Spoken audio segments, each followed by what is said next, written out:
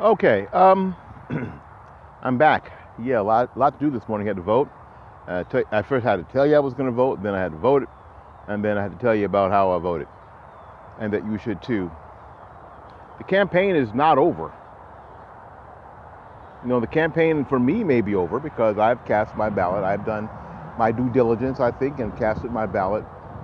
But back here in the amphitheater this evening at 7 o'clock here in Tampa, the Republican nominee, Donald Trump, will be in attendance here.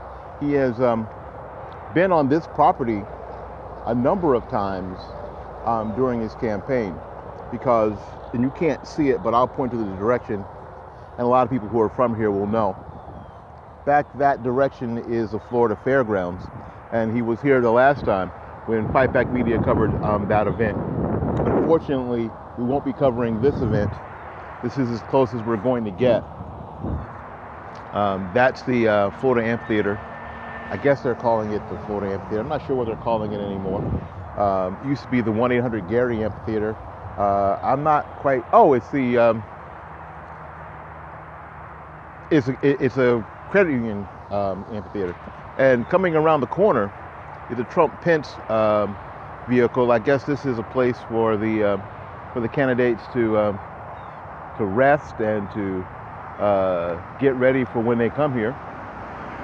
There you go. There's the great. You can see they are making preparations for the candidates' visit here this evening. And they seem to be bringing in all the other accoutrements that they need for this visit. It's going to be, I believe, it's going to be a fairly packed rally, even with only 15 days to go in the campaign. Most people have decided, frankly, who they're going to vote for. Most people have already made that decision and made those decisions, but there's still a lot of excitement. And I don't know how it's going to work out. If I had a Ouija board and a crystal ball, and I could tell you how it was going to work out, I'd be getting Powerball numbers first. Sorry, just like that. But I will tell you this: there's still a lot of excitement in the Trump camp. His supporters, especially his diehard supporters, have never waned once. Their support has never waned, and their excitement has never waned. I'm not really sure if a lot of people understand that. I think there are still a number of people who believe that mainstream media is straight up doing their job.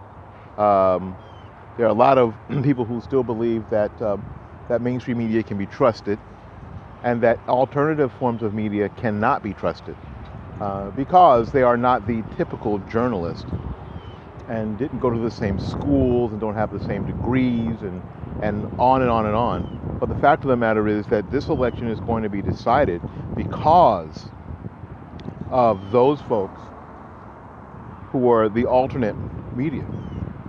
You know what? And some of the people you may not like. You know what? I know Alex Jones is in the chemtrails, and I understand that. I'm not a chemtrail guy. They don't make any sense to me. As I'm looking up into the sky, you see those chemtrails? No, those are trails from jets going to and from MacDill. But there's some of the things that you're not getting exposed to from Podesta emails and the WikiLeaks dumps. There's important stuff that you're not hearing because mainstream media has decided to black out all that information. You know, what CNN is so bold to say is that they lied on air to say that it was illegal to actually possess some of these emails, and you should just listen to them. Sort of trying to get people not to go onto these websites like WikiLeaks and these other sites that have these emails and download them and read them for themselves. It's interesting. Lionel out of New York made a great point today. He said, you know what? The Pentagon Papers were stolen.